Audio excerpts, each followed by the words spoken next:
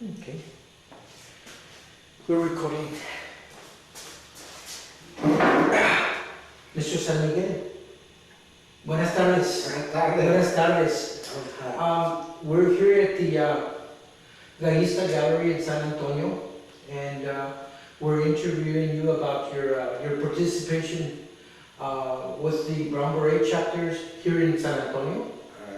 Tell us a little bit about the high school that you went to here in Houston and who your parents are. Okay, my parents were Leo Carlos San Miguel and Guadalupe Esparza. Okay. My dad was military. Mhm. He served 20 years in the military. Okay. My mom didn't know how to write or read Mhm. until at the end, later part of her life, when we were the ones that taught her how to sign her name. Mhm. But all my brothers were all military. They all served 20 years in the service, except me. I didn't serve. I tried to enlist 3 times, but each time, I was denied because I was born crook-footed. And this is why I couldn't get into the military. You were born.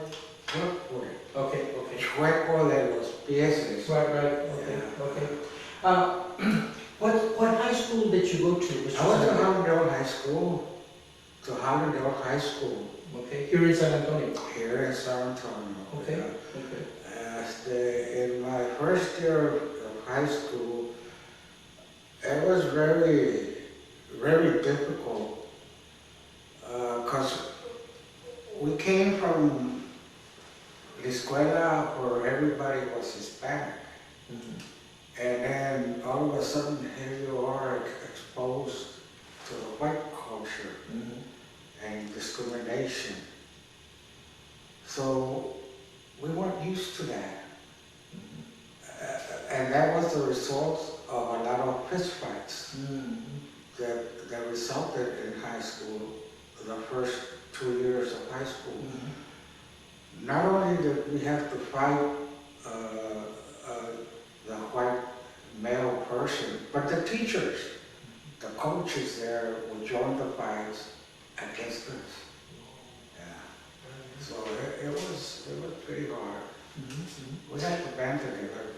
So, Mr. San Miguel, when you first got involved with the Brown Berets, how did that happen, that first day that you got involved?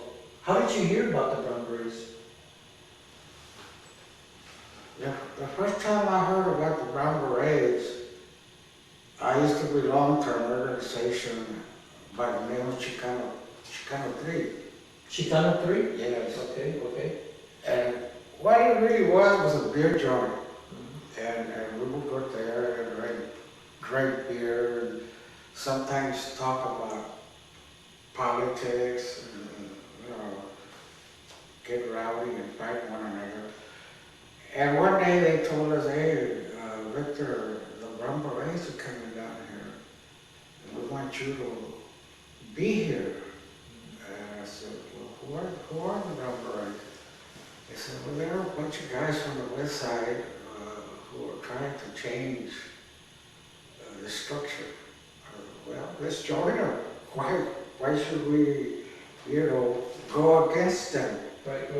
And I said, no, because some vatos locos, And I said, qué más locos que los otros, Yeah. So I was there when they first came, and that's how I met them at a meeting, a neighborhood meeting. Okay. So, Mr. San Miguel, what neighborhood were you from? What The barrio? Circle. The Circle? I was from the Circle. And where is the Circle at here in San Antonio? Okay, the Circle is between Division and South Cross and 35 and Juanito Street. It's a pretty large area. So, what year was this when you heard that the vatos from the west side were going to come and organize the Brown Berets in your area? What year was this? Well, at that time, it was a lot of territorial. You used to belong to that area, and you were going to protect that area. So when they said they were going to come in, so well, let's take our guns. Because we don't know what's going to happen. We don't know what they want. Yeah, yeah. But we're damn sure not going to back down. So let's take our guns, to see what it's about. So we did, It was 4 or 5 people there that were backing.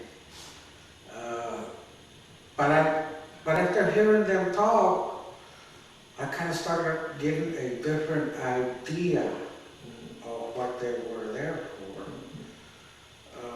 They weren't really there to threaten anybody. They were there to try to organize to stop the fighting. What year was this when y'all met with them? Shit, it was in the late 60s. Okay. Yeah. And where did y'all meet? What? Where was the meeting? Where did the meeting take place? On Somerset Road at the Chicano 3 bar. Yeah. A regular deep bar in the neighborhood. So what do you think was the main glue that said, this is what I need in my life, this is what our community needs? And who was speaking to y'all? What person was that? Juan Oaxaca was talking. Okay. Juan Oaxaca. The one that was here earlier? Yeah. Okay. He was here. And the more he talked, the more I kind of liked the idea of organizing the people, because what we had gone through for the Berets, with the white people, the white guy over there. Yeah.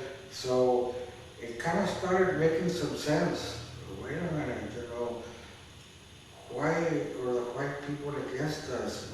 We've never done anything wrong to them, we've always tried to maintain some kind of relationship with them. But yet, it wasn't the same. So I kind of started moving in that direction. An idea that I don't know if one presented it to me or it was born in my head, but it was an idea of unity and organizing the people to battle this so-called discrimination that I didn't even know what to call it. I just experienced it and I didn't like it. So that's how it began. So, did you start your own chapter, Mr. Ricardo, or did you join another chapter of the Brown Berets? Well, see, When you started? Yeah, at that time, it was the San Antonio group, but they were trying to organize different neighborhoods. And the South Side chapter, that's where I was from. Okay. The West Side chapter, La Loma chapter, the Ghost Town chapter. Because at that time, there were a lot of gangs, and this is what we were trying to stop, the killing, the fighting, the rumbles, and all that. But they were going to different neighborhoods and organized chapters. And what were some of the other chapters besides Ghost Town, La Loma, and what were the names of the other ones you said? It was the West Side, West Side? the South Side, that goes down, La Loma, those courts, and then we organized one chapter, Las Colonias? Lozoya. Okay, Lozoya? Yeah. Was there one in Las Colonias?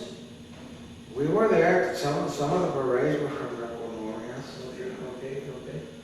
But I think, as it was that was a mistake. Not the organizing, but the labeling of different chapters to different barrios. Should have just been one? Yeah, instead of just, the San Antonio chapter. We all belong to this family. Instead of this family here, this family here, this family here. Because, and it was the same style as como las gangas. You know, you belong to that neighborhood, you want to protect that neighborhood. Okay, yo soy Rumble pero yo soy el Southside. Que ahorita no van a entrar para acá. Yo no voy a ir para allá. But that didn't happen with the Berets, right? No. Yeah. No. So what I'm hearing, Mr. Guajardo, is that one of the contributions that you saw in your involvement with the Brown Berets is that it broke down the gang fighting. Yes. Within the neighborhoods. Yeah. What were some of the other major contributions that you felt that the Brown Berets made to San Antonio in the barrios? Okay. I think the main one was that the pride in oneself, self-identity. Okay. As something a little bit more than dying in the streets. Because I honestly didn't believe that I was going to live past 25. And look at me, here I've gone through the 25, 50, you know. Yeah. And you didn't believe you were going to live that long because? No, because of the lifestyle that a lot of us were into, you know, shoot 'em up, beat 'em up, you know, that kind of lifestyle. Right. When you live in that lifestyle, that's all you know. You know, you don't know that you can live in peace over here. You know, hey, with younger berets, you have to defend yourself. What's the first thing you do? You reach for your gun. You're not. And I think that's basically, that's one of the good things about the Brown Berets, the Masante, was that they brought some kind of unity and respect by Mexicano. So, correct me if I'm wrong, Mr. Guajardo, the Brown Berets, San Miguel, excuse me, he's a little there. Mr. San Miguel, the Brown Berets connected with the Chicano identity, right? What do you mean by connected? In other words, y'all considered yourself Chicanos, right? Oh, yeah. And why do you think that happened?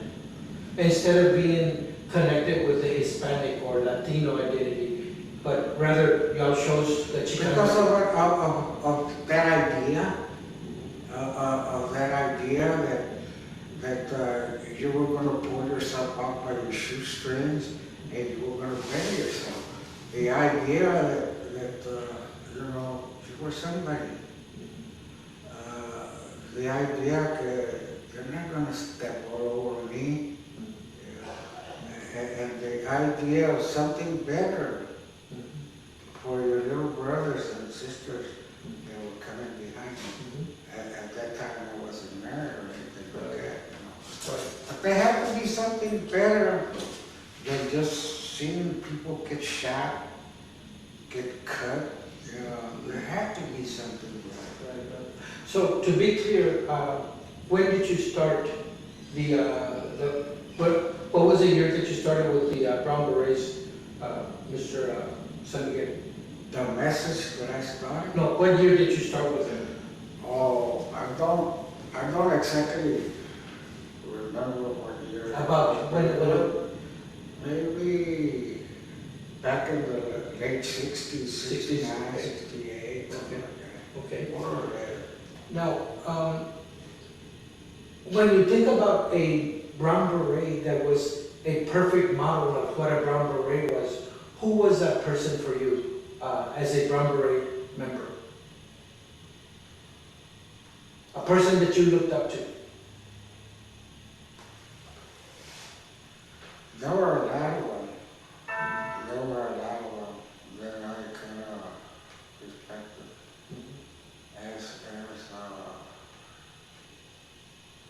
as good Brown Berets, you know.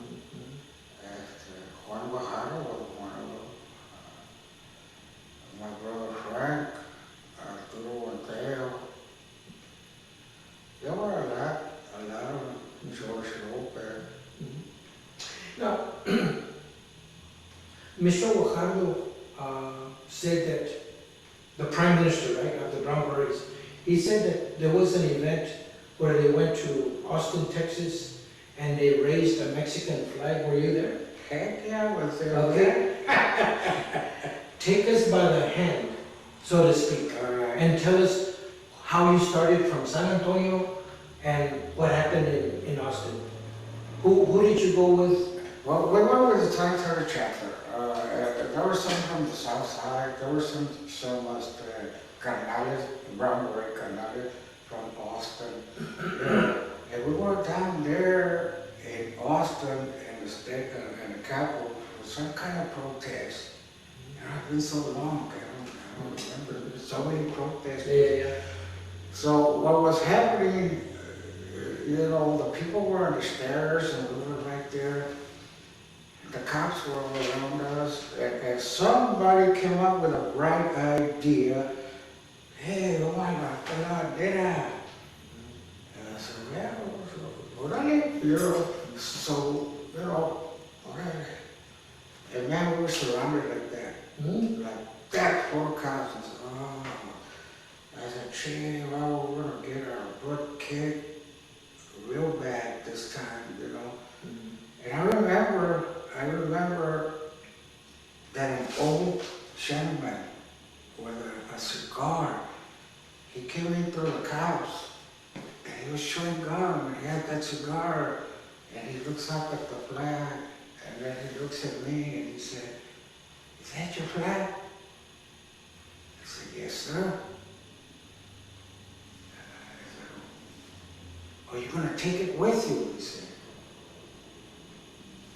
And I saw that window open up, an escape window.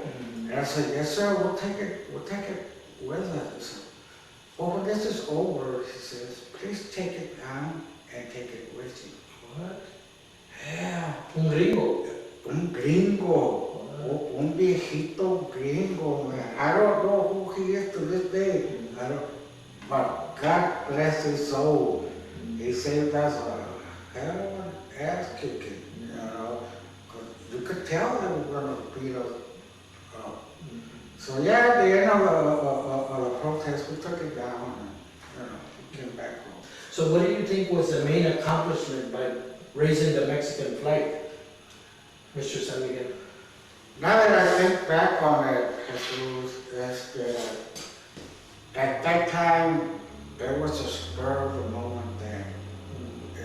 Vamos a hacerlo. All right, vamos a hacerlo. We're going to do it. Let's do it. At that time, we didn't analyze it. We didn't plan it. We just did it. But now that I think of it, it kind of signifies a very important point for the Brown Berets.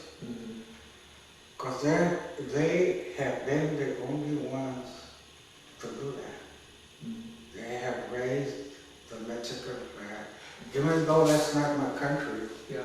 But they raised the Mexican flag, and they can tell about it.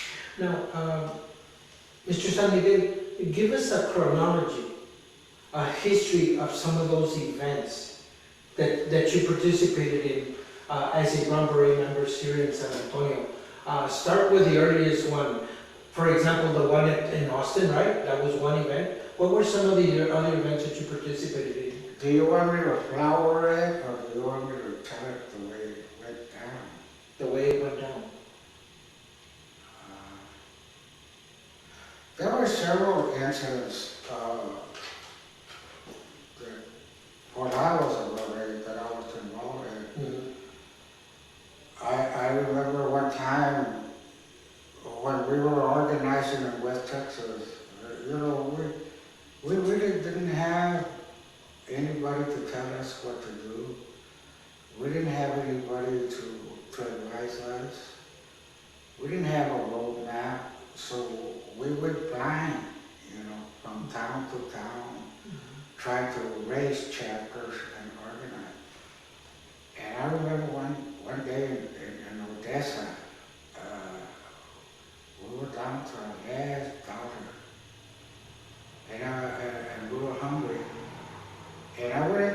grocery store and I saw 5 cans for $1. So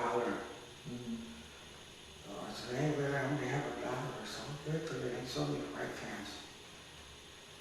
And I took them back to the group. We were in the parking lot.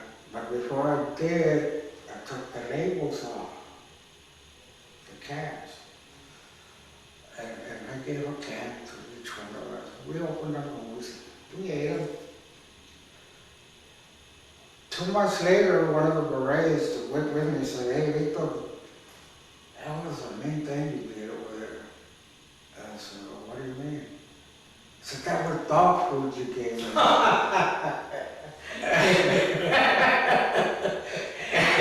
you know it?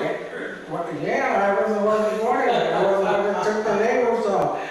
And I said, Miguel, yeah, that was dog food, man. But You were hungry. you bet you. Yeah. So he left, and we left it off, you know. This is the kind of dedication that we had. I remember one incident that George Lopez from the Valle called us and said, hey, Victor. George Lopez from where? From the Valle. In Valle, okay. He was a Beret down there. He's still there. He's active. And I said, what's up, man? I said, the communists have taken over the Jacinto Trevino College. They had just started it down there. They had about maybe 5 or 6 trailers. In San Benito? I think so. Yeah. They had some acres there también, if I remember right. I said, okay, what do you want to do, man? You know? They said, well, we run them out. I said, how? I said, well, we're going to go in there and run them out. And I met a guy. All right, we'll go. So, okay, you know, we went to the riot and we planned it out. I said, well, at 5 o'clock in the morning, George De La Rosa, Jesse De La Rosa are going to hit the trailer. Me and Arturo Mateo are going to hit that other trailer. That's all the trailers we're going to hit. We're going to bring them out, and they're going to call their friends out from the other trailer. And that's what we did. 5:30, 6 o'clock, we broke the door down, went in there, whatever, I don't know. We got them out, they called their friends, we escorted them to the bus down, don't come back. And who were some of these persons that were members of the Communist Party? I don't know. And what were they doing there, do you know? They were taking over the Colegio Jacinto Trevino. Okay. The one that knows all their names is Jorge Lopez. He just asked us to go, and we did. We went over there. We got him out of there. Jorge Lopez? Yeah. Okay. Jorge Lopez. And he's still over there in the Yes, way? sir, he's still. I have his number if you want it. Sure. Yeah, and another incident that I remember is we were in Albuquerque, New Mexico. They were having a problem down there, and they had to have a federal mitigator, okay? And the people down there didn't want to let this guy come in. Supposedly he was a snitch or something or another.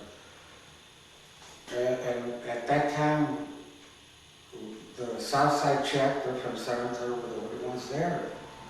So we told her, no, he's not gonna go in there. We went down there with Ruben Sandoval, the civil rights attorney, you know. So when we were there, the guy tries to come in, and I blocked him, and I said, you're not gonna come in. I said, who are you to tell me what to do? I said, I know, buddy, but just tell him to come in. So he invites me to the back of the building. Okay, let's go. So we started fighting on, boom, boom, boom, boom, and he drops his gun.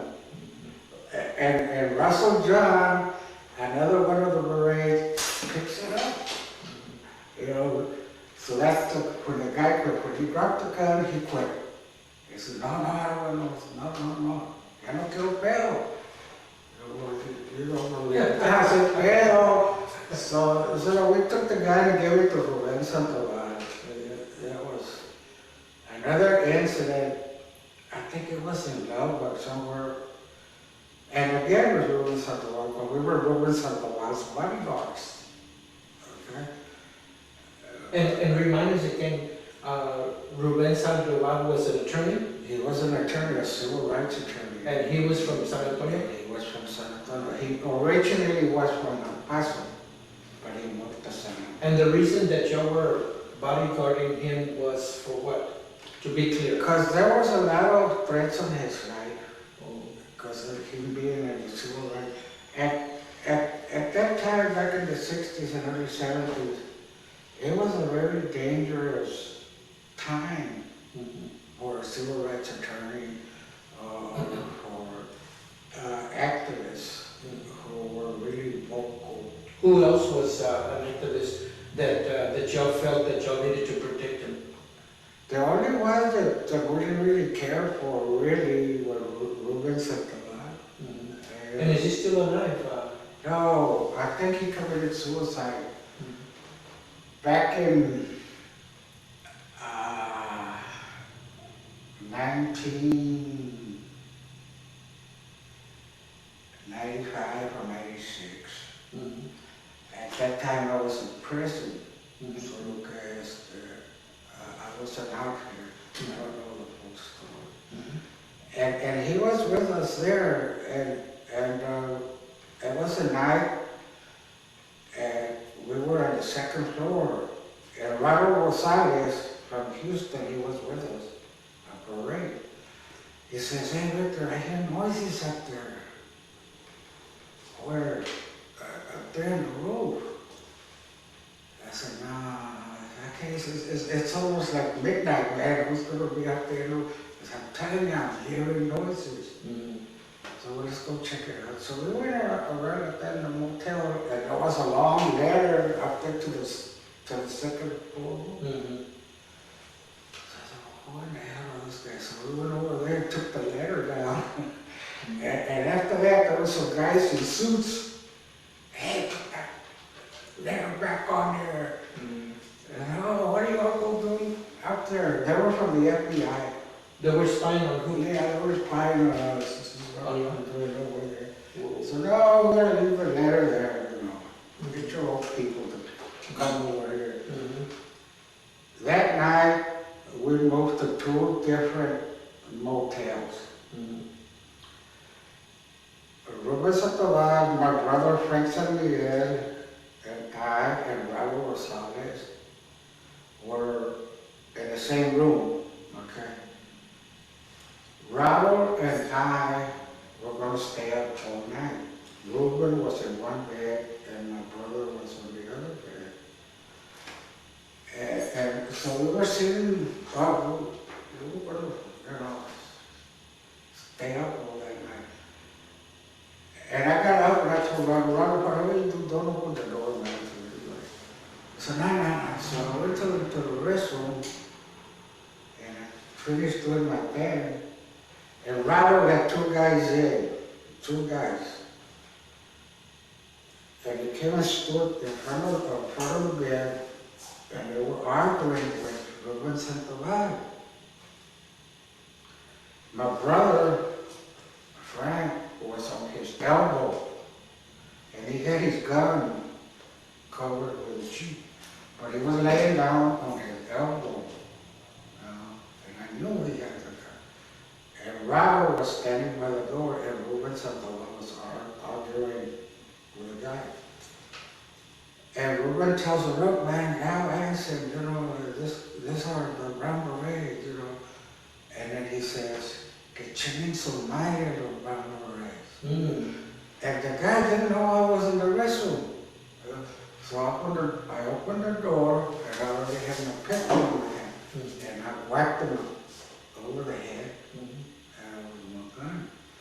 So he falls. And at the same time, my brother Frank is up like that, and there's the other guy, with a gun. So he got to get away and starts running. So Frank takes it out and puts a gun on that guy's head. And Ruben Sandoval, our Charlie, just imagine this. He was kind of overweight, panzoncito. And he was jumping up on the bed, up and down, "Don't shoot him, don't shoot him!" So we turned and looked at him, and we all started laughing, 'Cause that was a funny sight to us that Yeah. fat man jumping in the van. Yeah. You know, don't shoot us, don't shoot us. We let him go. It was, come on. So, Um, A lot of people are confused of what the Brown Beret patch represents. Can we look at it and can you explain to us what it means? yes. Okay. Yeah. This patch was born deep in the jungle of Vietnam. Okay. When Guadalajara came back from Vietnam, he brought back this idea of canalismo. Okay. And Juan Guajardo was the prime minister. Juan Guajardo was the prime minister, yes, sir. So this patch is round because that includes everybody, los Mexicanos, los Puerto Ricanos, you know, Cubanos, anybody who is brown. That includes them. And it's red, and that signifies the blood that has been spilled in neighborhood wars and in wars that are carnales and carnalas go to. In prison, wherever a Mexicano spills his blood, that's why it's red. And the handshake like this is carnales, brothers. Okay. And the farm workers' bar is that we have always supported the farm workers' strike. Okay. And canalismo is a concept, an idea, in which I cannot hurt you unless it's in self-defense. And canalismo is not the Brown Berets are not the canalismo patch I'm talking, okay, right now, just the canalismo patch. And that's where we had a prime minister, a sergeant, and captain. But we used to talk about where we were going and what we were going to do, and then we would all agree to it. So the canalismo patch is not really that paramilitary. It's what you want, what I want. We talk it. We take it to the table, right, and we'll discuss it. And then that's what's done. It's not that the prime minister tells you, hey, go shine my shoes, or hey, go take my books over there. No. It's unity and respect. You don't have respect, you don't have anything. So, Mr. San Miguel, what keeps you in the Brown Berets right now, today? What is the main purpose for you to be involved in the Brown Berets? The main purpose for me to be in the Brown Berets, I guess it's about 2 or 3. But I guess right now, I would say is to educate. To stress the value of education on the young people that are coming up. To stay in school. That's the key that's going to help us regain our dignity. That's very, very deep. So, with regards to helping kids stay in school, Mr. San Miguel, what is the chapter that you're involved in? What activities are they doing to make that possible? Okay, right now we have 2 young ladies who are in the Rayburn Junior High School. And through the city council, what we're trying to do is start a shoe and tennis shoe drive. But it's the city council students themselves who are going to do that. Student helping student. That's one of the things. Another of the things is that we have a little league coach that is teaching baseball and basketball and stuff like that. very much involved in the youth work. Mhm. And in the neighborhoods, Rudy Martinez is very much involved in the lowrider culture, because the lowrider culture, the cartels are very much part of our culture, you know. You said Rudy Martinez? Yeah, Rudy. He's a brown beret member? He's a brother. All the ones that I'm talking to about Brown Beret, Okay. they're the ones that, see, Carlos de Leon has formed his own young Democrat group. Mhm. He's involved with the college. Mhm. And then we have the girls growing up or involved in the junior high school. Mhm. And then we have people who are involved in the neighborhood. Mhm. So this is one concept that we're trying to really establish. And that's for them to stay in school. Okay. So, to finish off with two last questions, how many members are in your chapter, and who are some of these members that you can tell me? The names or what? Yeah, I mean, well, just tell us how many people are in your chapter? About 30. 30? That's a big group. That you go. And it's growing. Yeah, yeah. It is growing. Okay, We've been able to start chapters in El Paso, okay. and Houston, and we restarted in Odessa, and in Valle, Mhm. in San Marcos, and Austin. And we have been starting chapters, Carnalismo now, I'm talking about the Carnalismo patch in New Mexico, Mhm. in Denver, Colorado, Mhm. and in East LA, California. Okay, so when you use the word carnalismo, is it the group from Texas or from San Antonio, or what does that mean, carnalismo? Carnalismo is a concept that the Brown Berets now are using, and it's where everybody is the same. Okay. You know, if you have a member who just joined yesterday, he has the same rights and privileges that I have. Okay, that's a good thing that you mentioned right now. What are the requirements for becoming a Brown Beret member? Repeat that question. Yeah, what are the requirements for becoming, how do you become a member of the Brown Beret? Oh, it's real hard right now to become a Brown Beret. And it's even harder to stay a Brown Beret.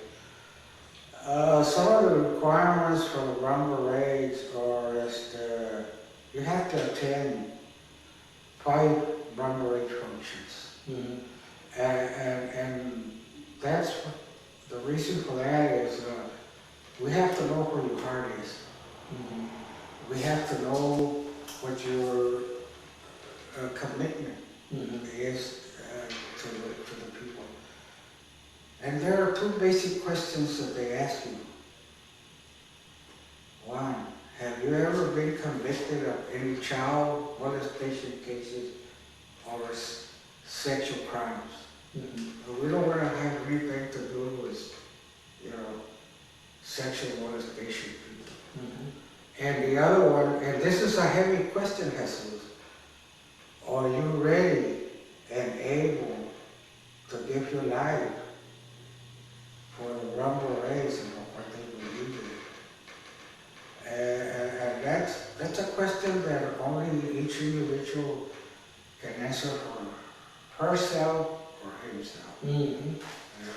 But that's a question that it's heavy. A last question. Of those Brown Beret members that have passed away, who would you like to recognize today, Mr. San Miguel?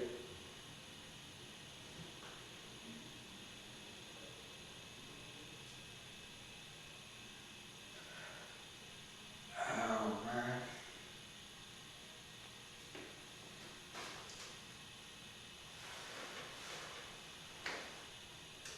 All of it. Okay. All of it. Mhm. Thank you. Sí, sí, cómo no. Y que tengan éxito Que tengan éxito el carnalismo y tienes tu casa en Houston cuando gustes, ¿eh? Thank you, sir.